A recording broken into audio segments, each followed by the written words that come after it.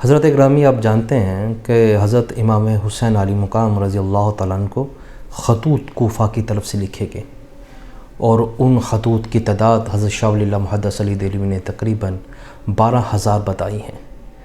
آپ نے اس وقت کے جو موجود حضرات صحابہ کی بڑی بڑی شخصیات تھی، حضرت عبداللہ بن عباس، ان سے رائے لی تو انہوں نے آپ کو بتایا کہ کوفہ والوں کا جو مزاج ہے، طریقی مزاج ہے، وہ بے وفائی کا ہیں، آپ وہاں پہ نہ جائیں۔ پھر آپ نے مسلم بن عقیل کو بھیجا، وہاں پہ جب آپ کوفہ گئے ہیں تو بھرپور استقبال کیا گیا ہے، آپ کے ہاتھ پر بیعت کی گئی، ہزاروں لوگوں نے آپ کے ہاتھ پر بیعت کی ہیں۔ تو مسلم بن عقیل نے پھر خط لکھا اور برق رفتار گوروں کے ذریعے سے آپ کو یہ مدینہ میں پیغام پہنچایا حضرت امام علی مقام رضی اللہ تعالیٰ عنہ کو، امام حسین رضی اللہ تعالیٰ عنہ کو، کہ یہاں کے ماحول بہت ہی سازگار ہیں۔ اور آپ جانتے ہیں کہ ان خطوط کے اندر انہوں نے یہ بات کوفیوں نے لکھی کہ جناب امام حسین رضی اللہ تعالیٰ عنہ آپ نواسۂ رسول ہیں، آپ اہل بیت سے تعلق رکھتے ہیں، ہم آپ کی بیعت کرنا چاہتے ہیں، اگر آپ ہمارے پاس نہ آئیں تو ہم قیامت کے دن اللہ کی بارگاہ میں آپ کی شکایت کریں گے۔ آپ جانتے ہیں حضرت امام حسین بڑے ہی نرم دل کے مالک تھے، اور انسانیت کی خدمت اور مخلوق خدا کی خدمت میں بڑے ہی سرشاز تھے۔ اگرچہ میں اس بات کو تسلیم کرتا ہوں کہ اس وقت حضرت عبداللہ بن عباس رضی اللہ تعالیٰ نے جو تاریخی حقائق بتائے جاتے ہیں، انہوں نے کوفیوں کے کردار سے اور یزید کے کردار سے آپ کو آگاہ کیا تھا، لیکن نواسۂ رسول کی جو دلی حالت تھی وہ مخلوق خدا کی طرف تھی۔ 12,000 خطوط بہت زیادہ ہوتے ہیں۔ بہرحال آپ وہاں پر گئے، وہ جو سارا منظر میں نے آپ کو پہلے بھی بیان کیا، ان سب چیزوں کے بعد آپ نے بڑی جرأت اور بہادری کا مقابلہ کیا ہے۔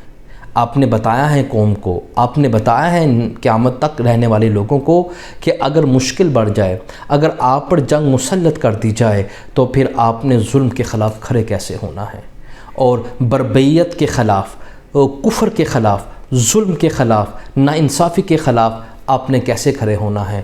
در حقیقت حقدار کو اس کا حق مل جائے، معاشرے کی خوبصورتی اسی بنیاد پر ہے۔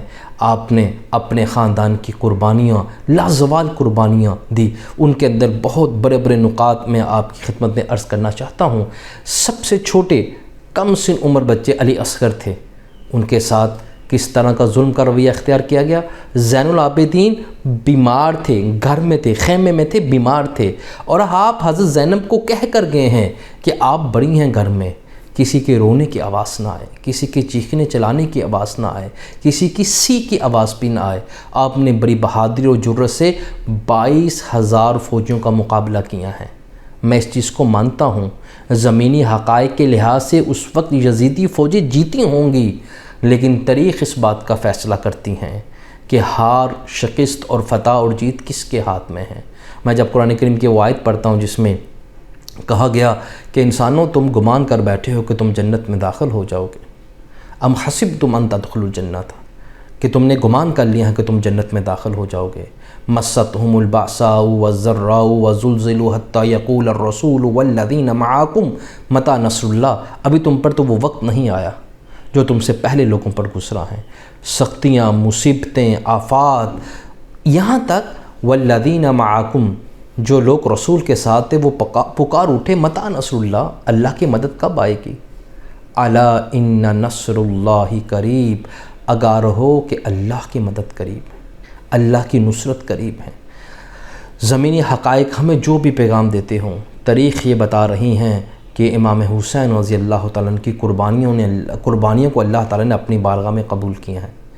عاشوراء کا دن، جس کو 10 محرم کا دن کہا جاتا ہے، 3 کام احادیث مبارکہ سے ثابت ہیں جو کرنے چاہیے۔ نمبر 1، پہلا کام، یعنی کہ 10 محرم اور 3 کام، 10 محرم اور 3 کام۔ پہلا کام، جناب رسول اللہ صلی اللہ علیہ وسلم نے فرمایا کہ یہ عاشوراء کا دن، 10 محرم کے دن کو اللہ تعالیٰ نے سابقہ قوموں کی توبہ کو قبول کیا ہے۔ مجھے امید ہے کہ اللہ میری امت کی بھی توبہ کو قبول کرے گا۔ سابقہ قوموں سے مراد ہیں اولاد یعقوب اور بنی اسرائیل کی توبہ کو قبول کیا ہے، اور جناب صلی اللہ علیہ وسلم کے الفاظ ہیں کہ مجھے امید ہے کہ اللہ تعالیٰ میری امت کے بھی گناہوں کو توبہ کو قبول کرے گا۔ پہلا کام، عشرہ کے دن 10 محرم کو کرنے والا خوب اللہ کی بارگاہ میں استغفار کہا جائے۔ استغفر اللہ الذی لا الہ الا هو الحی القیوم واتوب علیہ۔ حضرات گرامی، بڑے قیمتی الفاظ ہیں۔ پہلا کام توبہ کا ہے۔ دوسرا کام جناب رسول اللہ صلی اللہ علیہ وسلم نے اس دن روزے کی ترغیب دی ہیں. جس طرح میں نے آپ سے عرض کیا کہ جب آپ مدینہ میں آئے تو مدینہ کے یہودی روزہ رکھا کرتے تھے، لیکن جناب رسول صلی اللہ علیہ وسلم کو اس بات کی فکر تھی مسلمانوں کے تشخص کی، تہذیب و تمدن کی، تو آپ نے فرمایا کہ 10 محرم عاشوراء کے دن کے ساتھ 9 محرم کا روزہ ملا لیا جائے یا 11 محرم کا روزہ ملا دیا جائے. تو ایک تو روزہ ہیں، توبہ ہیں، دوسرا روزہ ہیں، اور تیسرا اہم کام جناب رسول صلی اللہ علیہ وسلم نے فرمایا عاشوراء کے دن جو شخص اپنے اہل خانہ کے لیے دسترخوان کو وسیع کرتا ہے، مجھے امید ہے کہ اللہ تبارک و تعالیٰ اس کے رزق میں کشادی فرماتے ہیں، اس کے رزق میں اضافہ فرماتے ہیں. 10 محرم عاشوراء کا دن 3 کام کرنے والے. حضرات گرامی، امام حسین کا کردار بہت بلند ہے. ہمارے الفاظ ان کی سیرت کو بیان کرنے کے لیے کم پڑ سکتے ہیں، ہمارے چینلز ہماری ویڈیو کم پڑ سکتی ہیں. آپ کا کردار بہت بلند ہے. آئے، امام حسین نے دین کی بقا کے لیے جان دی، امام حسین نے دین کی حیا کے لیے جان دی ہیں، امام حسین نے ظلم کے خلاف لڑتے ہوئے جان دی ہیں. اپنے اپنے ماحول میں جو یزیدی کردار ہیں، جو ظلم کے کردار ہیں، آئے ان کے خلاف کھڑے ہوں اپنے عمل سے، اپنے قول سے. یعنی کہ میں کہوں کہ میں جناب امام حسین رضی اللہ تعالیٰ عنہ کو اپنا آئیڈیل مانتا ہوں، پسند کرتا ہوں، ان کی سیرت کو، ان کی قربانی کو، ان کے جد و جہد کو، لیکن میرے کردار کے اندر بے ایمانی بھی ہو، میرے کردار کے اندر ظلم بھی ہو، میرے کردار کے اندر زیادتی بھی ہو، میرے کردار کے اندر مخلوق خدا کو کم تر سمجھنا ہو. کبھی قرآن کا مطالعہ کیے گا، وَيْلٌ لِكُلِّ هُمَزَةٍ لُمَزَةٍ. اللہ تعالیٰ نے برباد کیا ہے ان قوموں کو جو ناپ تول میں کمی کرتے تھے، جو آخر سے الہاکم التکاثر حتی زرتم المقابر. حصول کثرت کا خواہش آج ہمارے دلوں میں ہے، مال کی محبت ہمارے دلوں میں ہے، مشتے بے آباد ہیں، سیرت کی زندگی بے آباد ہیں، سنت سے ہم دور ہیں. امام حسین کا کردار یہ نہیں تھا. امام حسین کا کردار علم پر مبنی تھا، تحقیق پر مبنی تھا، اور لوگوں کی صلہ رحمی پر تھا. لوگوں سے جڑنا، لوگوں کو اکٹھا کرنا اور مل جل کر آگے چلنا امام حسین کا کردار تھا. قتل حسین اصل میں مر کے یزید ہیں. اسلام زندہ ہوتا ہے ہر کربلا کے بعد.